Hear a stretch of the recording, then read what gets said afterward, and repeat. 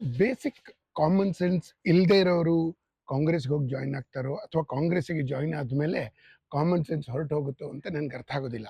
ಅಷ್ಟಕ್ಕೂ ಕಳೆದ 2 ದಿವಸಗಳಲ್ಲಿ ಮಾನ್ಯ ಪ್ರಧಾನಮಂತ್ರಿಗಳಾದ ನರೇಂದ್ರ ಮೋದಿ ಅವರು ಹೇಳಿದ್ದೇನು, ಮನೆಯಿಂದ ಕೆಲಸವನ್ನು ಮಾಡಿ, ವರ್ಕ್ ಫ್ರಮ್ ಹೋಮ್ ಮಾಡಿ 1 ವರ್ಷದವರೆಗೆ ಚಿನ್ನದ ಖರೀದಿಯನ್ನು ಕಡಿಮೆ ಮಾಡಿ, ತಪ್ಪಿಸಿ, ನಿಲ್ಲಿಸಬೇಡಿ ಅಂತ ಏನು ಹೇಳಲಿಲ್ಲ.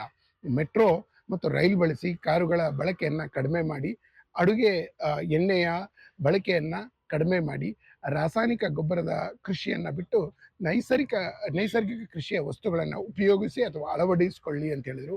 ವಿದೇಶಿ ಬ್ರ್ಯಾಂಡ್ಗಳನ್ನು ಬಿಟ್ಟು ಭಾರತೀಯ ಬ್ರ್ಯಾಂಡ್ಗಳನ್ನು ಉಪಯೋಗಿಸೋದನ್ನು ಕಲೀರಿ ಅಂತ ಹೇಳಿದರು. ಇದರಲ್ಲಿ ಎಲ್ಲದರಲ್ಲೂ ಇದು ಒಬ್ಬ ಸಾಮಾನ್ಯ ಜನರಿಗೆ ಉಪಯೋಗ ಆಗುವಂಥದ್ದು ತುಂಬ ಮುಖ್ಯ ಅಂತ.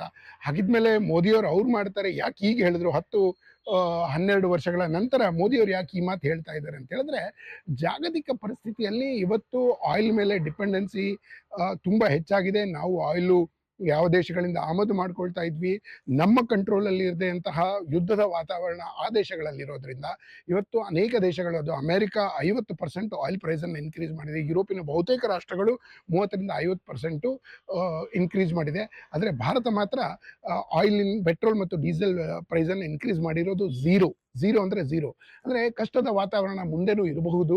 ಇಂತಹ ಸಮಯದಲ್ಲಿ ಮನೆಯ ಹಿರಿಯನಾಗಿ, ಹೇಗೆ ನಮ್ಮ ಹಿರಿಯರು ಹೇಳ್ತಾ ಇದ್ರು, ಮದುವೆ ಇದೆ, ಮುಂಜು ಇದೆ, ಇನ್ನೊಂದು ಯಾವುದೋ ಕಾರ್ಯಕ್ರಮ ಇದೆ, ಒಂದು ಸ್ವಲ್ಪ ಹಣ ಉಳಿಸಿ, ನಿಮಗೆ ಒಳ್ಳೇದಾಗುತ್ತೆ, ಸಾಲ ಮಾಡೋದು ನಿಲ್ಲುತ್ತೆ ಅಂತ.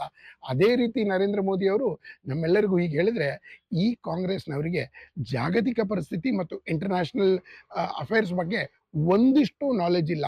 ನನ್ನ ಅಡ್ವೈಸ್ ನಿಮ್ಗೆ ಇಷ್ಟೇ, ದಯವಿಟ್ಟು ನೀವು ಮಾಡ್ತಾ ಇರುವಂಥ ಕೆಲಸವನ್ನು ಮಾತ್ರ ಕಂಟಿನ್ಯೂ ಮಾಡಿ.